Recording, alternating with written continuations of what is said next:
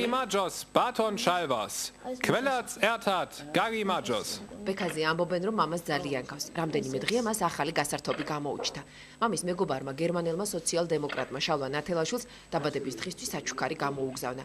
ქვეყნის ბოლო შანსი. ასე ქვია დისკს, რომლის სიმღერები ზუსტი შინაარსი აქ არავის ესმის. თუმცა ხვდებიან, რომ ეს მელოდიური მილოცვები და პოლიტიკური სურვილებია.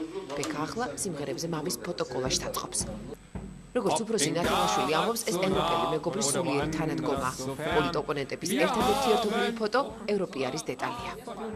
აქ წერია, რომ ქვეყნის ბოლო შანსი ლეიბორისტული პარტია. თუ თქვენ? არა. მე ვიგულისხმობ პარტიაში და პარტია იგულისხმება ჩემში. სიმღერებთან ერთად ბექა მამის კომპიუტერულ პაზლს აწყობს. თავიდან ცოტა გაუჭირდა. კიდევ უფრო რთული აღმოჩნდა მამისა და პრეზიდენტის ერთობლივი ფოტო, რასაც ლამის მძიმე, თუმცა უნებლიე პოლიტიკური შეცდომა მოყვა. ხან მამას უფრო ადვილად აწყობ, ხან მიშას.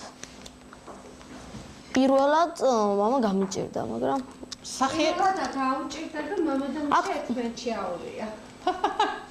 ეს პოლიტიკური შეცდომაა. სერიოზულად. და უპატიო.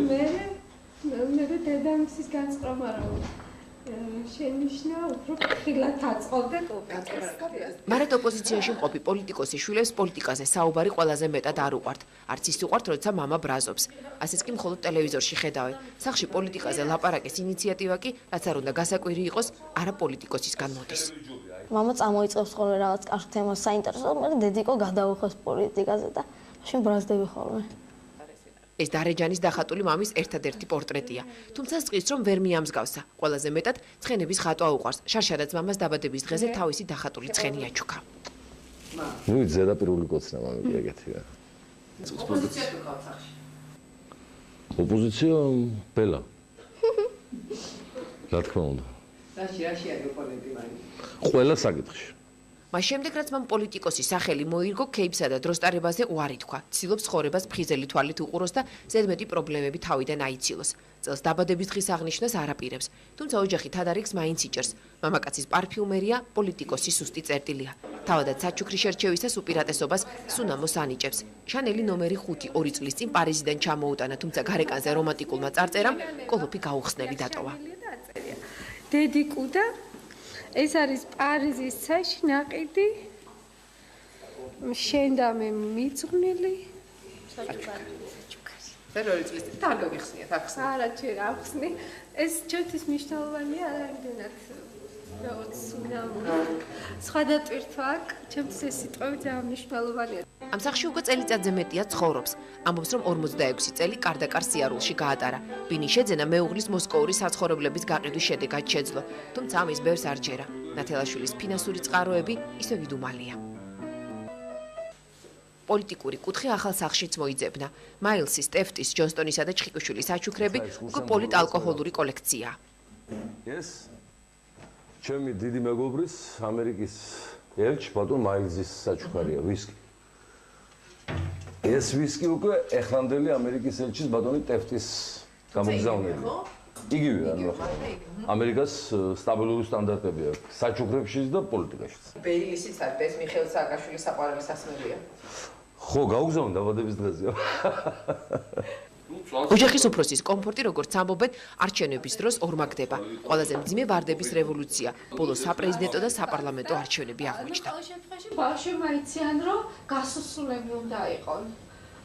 და მეც ვიცი, რომ უნდა გასასვლელი ვიყო, იმიტომ რომ მაინც გონია, რომ შალვა დასაზოგი იმ დროს უფრო მეტად იმდრემე. რაც ესე მგონია. რა კაი აზრი ხონია ჩემზე ხედავთ? ლეიბორისტთა ლიდერი დღეში რამდენიმე ფინჯან ყავას სვამს. ამბობს, რომ მისი კულინარიული შესაძლებლობები ბატონიზირებელი სასმელითა და მწვადით შემოიფარგლება. აი მწვადი კი ცვრიანი იცის. აბა დავიწყოთ. საკვირაო განტვირთო ბაზალეძე მამისეულ სახლში ხდება. ფიქრები არაპოლიტიკურ ცხოვრებაზეც ბუხართან ჩდება. ასე რომ უმუშევრობა არ მეუქრება და თუ რაღაც ექნა რესტორანში დავიწყებ მწვადის შემწველად მუშაობას. ეს ყველაზე ეროვნული საქმე მე მიგიხავთ.